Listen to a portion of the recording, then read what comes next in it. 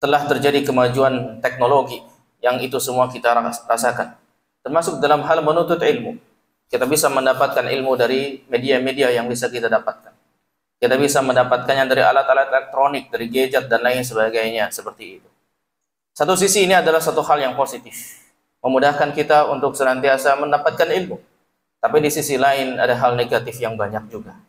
Di antaranya ikhwah fillah sekalian rahimani wa rahimakumullah, kebanyakan di antara kita sudah mulai meremehkan yang namanya majelis ilmu.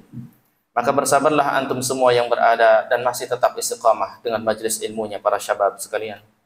Ini adalah nikmat yang Allah berikan kepada antum semuanya. Kalau kita perhatikan bagaimana kehidupan para salafus salih terdahulu, maka kita perhatikan di antaranya adalah kata Anas bin Malik radhiyallahu taala anhu, "Kunna nakunu 'inda an-nabiy sallallahu alaihi wasallam fa nasma'u minhu al-hadits, fa idza qumna tadzakarnahu fima bainana hatta nahfadhahu." Kata beliau radhiyallahu anhu, kami dulu sering duduk bersama Nabi sallallahu alaihi wasallam di majlis. Fa nasma'u minhu al-hadits, maka kami pun mendengarkan dari Nabi sallallahu alaihi wasallam hadis. Kalau kami telah selesai, maka kata beliau tadzakarnahu fima bainana hatta nahfadhahu, maka kami pun saling mudzakarah, maka kami pun saling berdiskusi satu sama lainnya sehingga kami pun bisa menghafal hadis-hadis Nabi tersebut dan juga mampu mengamalkannya dengan cara yang benar. Ma'asyiral muslimin rahimani wa rahimakumullah. Kemudian selanjutnya dari Jabir bin Abdullah radhiyallahu taala anhuma, beliau mengatakan bahwasanya telah sampai padaku hadis an rajulin sami'ahu min Rasulillah sallallahu alaihi wasallam. Ya, dari seseorang yang dia mendengarnya dari Rasulullah sallallahu alaihi wasallam. Maka aku pun membeli ba'ir, maka aku pun membeli unta, kata beliau radhiyallahu anhu. Kemudian setelah itu aku pun melakukan perjalanan selama 1 bulan, kata beliau, sampai aku berada di negeri Syam. Maka pada waktu itu pun aku mengambil hadis tersebut dari Abdullah bin Unais. Kemudian ditanya padaku, siapa dirimu? Maka aku jawab Jabir bin Abdullah. Kemudian Ibnu Abdullah, ya Ibnu Abdullah. Maka kemudian Abdullah bin Unais radhiyallahu anhu pun keluar dari rumahnya.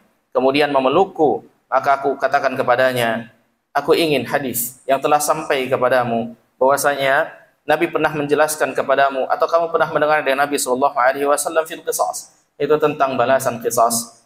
Maka kemudian fakhashitu an tamuta, kata beliau, au amuta qabla an asma'ahum.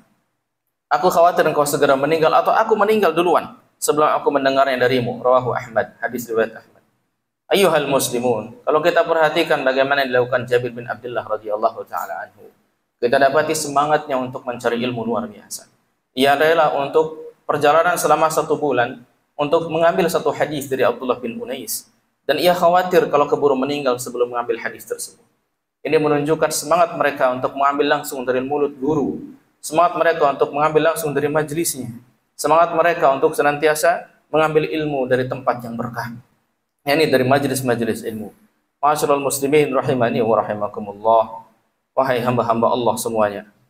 Dan bahwasanya di majlis ilmu itu senantiasa penuh dengan keberkahan, penuh dengan keberkahan dan kebaikan yang tidak didapatkan di alat-alat elektronik tersebut.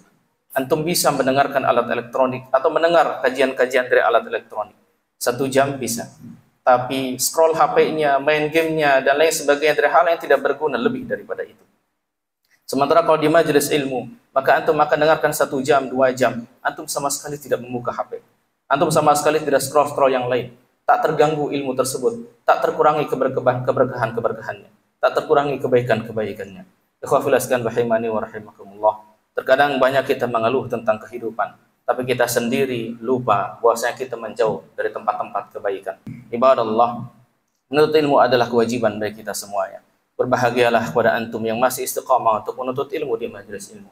Sungguh di zaman yang penuh dengan fitnah, syahwat dan syubhat saat ini, betapa banyak orang berguguran dari menuntut ilmu, betapa banyak orang berguguran dari majelis ilmu, betapa banyak orang-orang yang kemudian telah mendapatkan dunianya lepas saja begitu saja dari menuntut ilmu.